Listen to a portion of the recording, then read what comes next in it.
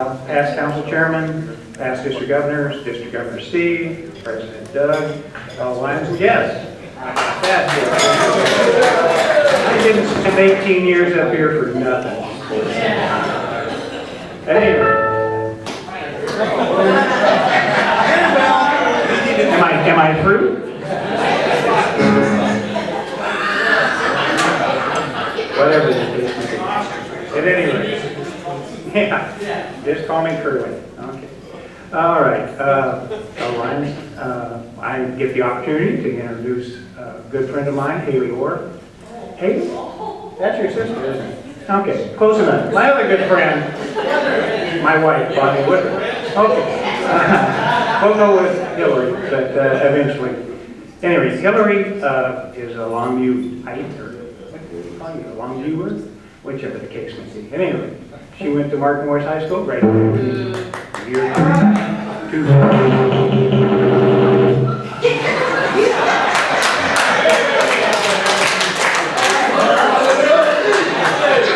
This is the reason why I don't sit up here anymore. Anyway, class of 2000 with my daughter. She went on to LCC up to Western Washington, and in between she was working at Remax and at New Rock Construction here in town, and then she eventually went to work with the American Cancer Society and was their regional something. She did something with the American Cancer Society. Yeah, she had a job. They even paid her, or maybe. Anyway, now then she's in charge of Camp Ukandu, which is not in Africa or anything like that. It is just down in Portland, I believe. Anyway, like I said, she's been a good friend of our family. She is the maid of honor of my daughter, Jennifer. That's coming up in April, or April? When's that? No, February. I'm going to show up in April. It's going to be one long trip down the stairs.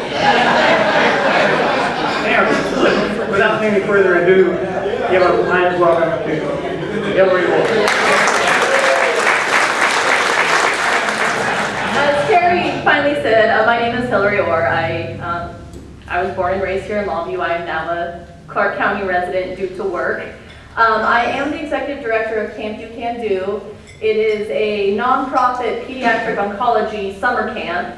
We are housed in Gresham we rent Camp Collins. It's for patients dealing with a cancer diagnosis age 8 to 18, and it is also for a sibling. They get to bring a sibling to summer camp. I thought I would tell you a little bit first about how I got involved with camp. I was in 5th grade at Robert Gray Elementary School, and my parents came to pick me up because my sister had been diagnosed with cancer. She was 7, I was 10.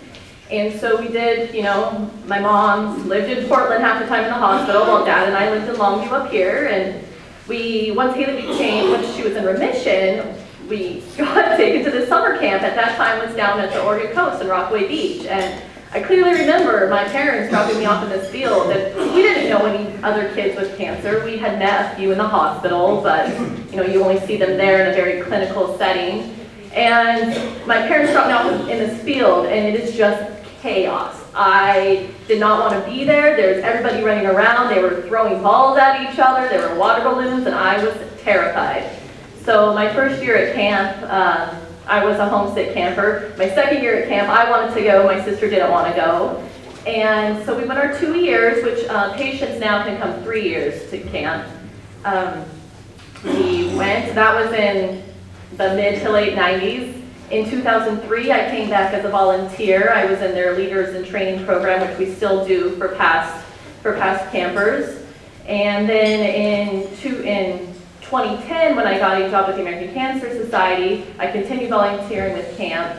And then the camp director at that time, she left, and then I took the job. So by a weird twist of fate, I'm now kind of back to where I started. In 2013, the American Cancer Society realigned their program of work to fit better with their mission of saving more lives. And as a result of that, they discontinued some programs. One of those programs, unfortunately, were their camp programs. I had the opportunity of continuing with camp or staying with the American Cancer Society. The dedicated volunteers that started camp back in 1987 are still involved, so they decided to start their own nonprofit. And as a result of that, they asked me if I wanted to become the executive director of this new nonprofit. And I was like, sure, not really knowing what that meant. And so, but I just love camp so dearly that I did it. So that is why I'm speaking here today, just because we are a new nonprofit. We serve patients here in Cowlitz County. Last year we had 7 campers from Cowlitz County attend. And so I just wanted to make you guys aware that we do affect here. I have 2 little video clips. Keith is going to play this first portion. Maybe, hopefully, he knows what he's doing. This is kind of dated. You will see some American Cancer Society little emblems on shirts. Just ignore those. Those don't exist with us anymore.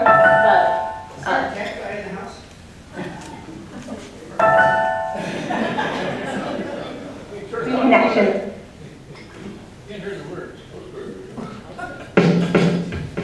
So just ignore that. It's important for kids to come to camp because it allows them to be just kids.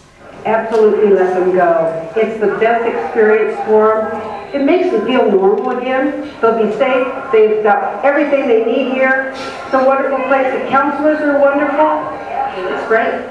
It gives kids a chance to just play and to have fun and to be treated like others, like just other kids, because they're in a camp full of kids who've been through similar things. So they know what it means if a kid doesn't have hair, they know what it means if a kid has trouble walking, and they're not going to get made fun of for those reasons.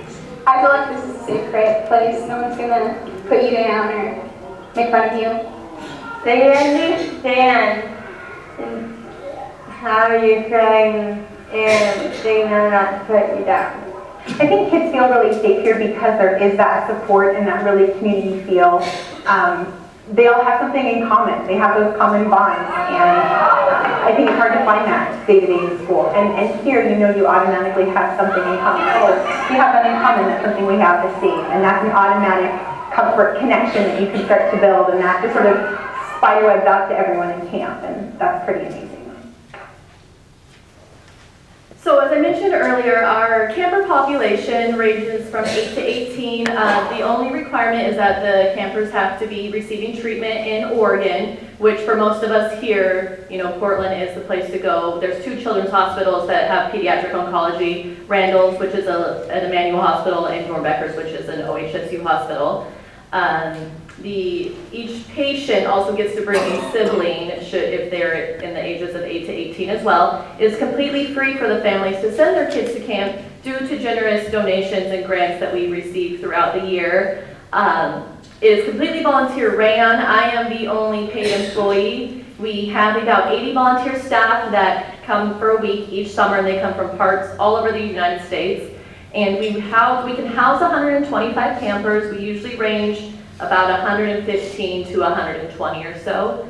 Our volunteer staff also consists of oncology nurses and doctors, because our campers are still on treatment, so they will not miss a day of their regimen of medication, because that's really important when you're going through treatment. You can't miss a day. We also need be, we can take them to the hospitals if they need to be seen at the hospital. When people, when I tell people what I do, and I get a lot of the times like, oh, that must be so hard, and oh, I don't know how you do it. All you have to do is see, the kids that are there, and you get why we all do what we do. It's a typical summer camp. We don't talk about cancer. We don't talk about, your diagnosis or what you're doing. We start each day at the flagpole with breakfast, and there's swimming and horses and a rock wall and science and art, and the kids do bond over their diagnosis. There's no doubt about that. They'll see other children who are missing limbs. They'll see other children who only half of their hair is grown back. The siblings are allowed to make connections, because your friends at school don't know what you're going through. Your friends at school don't know why you might only have a single parent all of a sudden. And so for them to be able to tell their stories is really, as a sibling, it's a really good thing. And also it's good for the parents. The parents, you have a sick child, and would you send them to a normal summer camp? You're like, oh, here, have fun. But they know at Camp Ukandu that we are all there for the same reason and that we have the medical professionals to be able to assist if needed.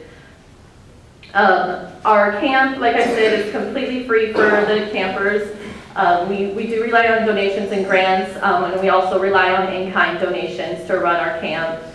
Being that we are no longer attached with the American Cancer Society, our mission now is to kind of be out there, like a lot of other nonprofits, pounding the street and getting donations of anything of any sorts to start us on the right foot. I'm going to close in. We do a tradition at the end of every week, and we call it the last campfire.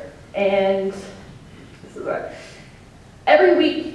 You kind of know which campers aren't going to be coming back. Sorry. You kind of know which campers aren't going to be coming back next summer. Some surprise you and some return, and then others, they won't be there. So we do a last campfire, and it's kind of it's a closing ceremony. And it's just our tradition where it's very quiet, we light candles, and our campfire director always comes up with a very good, I don't know where he gets it, but just a very good speech about camp and life and etc. So the next clip is going to be about that, and we also have every summer, every new camper, every new staff gets what we call our robe of red, and it is a red sweatshirt. And so you will hear our red sweatshirt, and we wear the sweatshirts with pride, and so you'll hear a little bit about the red sweatshirt, so I just wanted to explain that is what that means. So.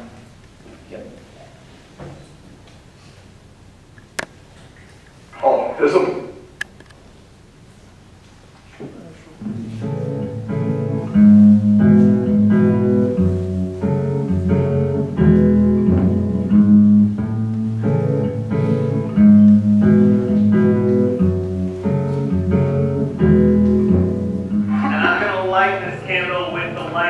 From your wish bundles.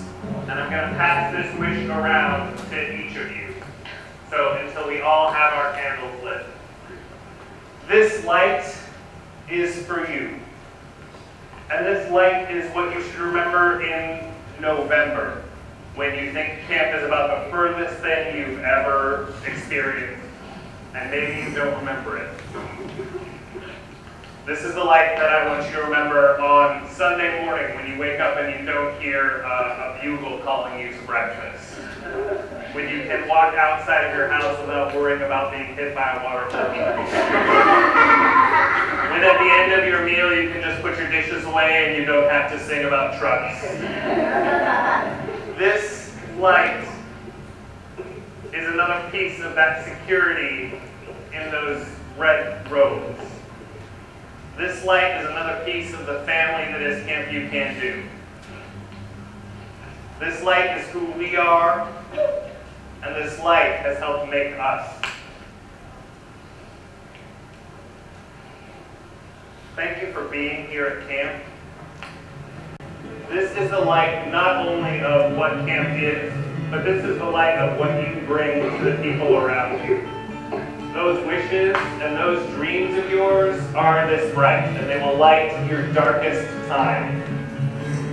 Please remember this family, and remember this week, and know that you are precious to us.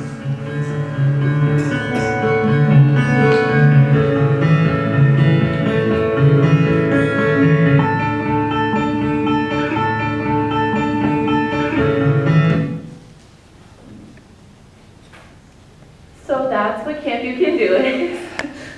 I don't want to, it's a heavy camp, but it's so much fun. And our theme is an outrageous week of fun. So that is what we really try to give the kids during that 1 week when they're outside the hospital walls. So thank you all for listening to me. And there are some handouts that has our current information. Terry and Bonnie also know where to find me as well. So if you have any questions, feel free to ask and get a hold of me. Or now. I don't know what the time is. Anybody have any questions for Lori? Is it one session of summer or is it multiple sessions? It is 1 week of summer. It is June 14th through the 21st. I had to think about that because my time's a little bit different. And then we also have a teen retreat weekend that we hold in October for our 14 to 18-year-olds. Yes.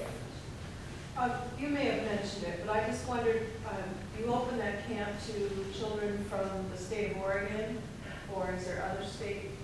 They just have to be receiving treatment in Oregon. So mostly Southwest Washington and Oregon, because there are camps in Seattle, but we have had patients from California and patients from Alaska, because they might be receiving treatment at Dornbecker's, and then they're already here, so they'll come out.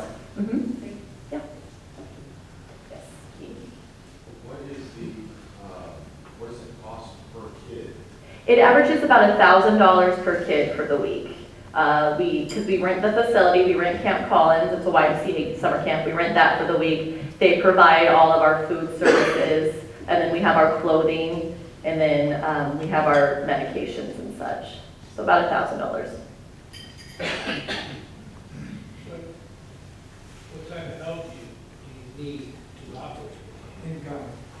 In kind help, well, it's all volunteer ran, so right now we're placing our volunteers, but in kind help, I mean, we need, we give the kids snacks every day, we have arts and crafts, we have science, so we kind of have a list going if that is what you're referring to, such as, specific items, and then manpower as well. So you do accept volunteers? We do. Right now, we have closed it because we have to get all of our people in place, but we do accept volunteers every year. We bring on new people. We have a really high rate of people returning because once you're in, you're kind of hooked, but every year we do have vacancies for new volunteers. Are the parents of the kids invited and participating also? So we don't have the parents there. They drop them off and they do pick them up, and we actually we really restrict phone calls for homesick campers as well. We've just found that doesn't really help the homesickness. Of course, if it is the extreme. But yeah, parents, once they drop them off on Sunday, they don't see them again until they come back to pick them up on Saturday.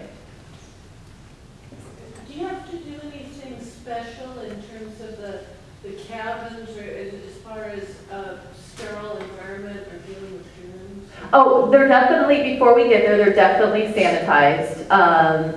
But besides that, I mean, during the week, it's just, Camp Collins has a janitorial service, so they do come in. Each cabin has a restroom, so they clean those. But our medical teams do a very good job of identifying patients from their respective hospitals who might be a little more sicker than others, and keep their eye out on those. We have a medical, the med hut, so, they have the full regimens there. All right. We have the open fire line.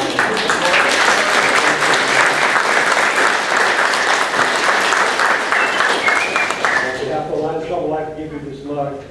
Take with you. Thank you. And you use that, remember us. Can I bring this to the next beer garden? Absolutely.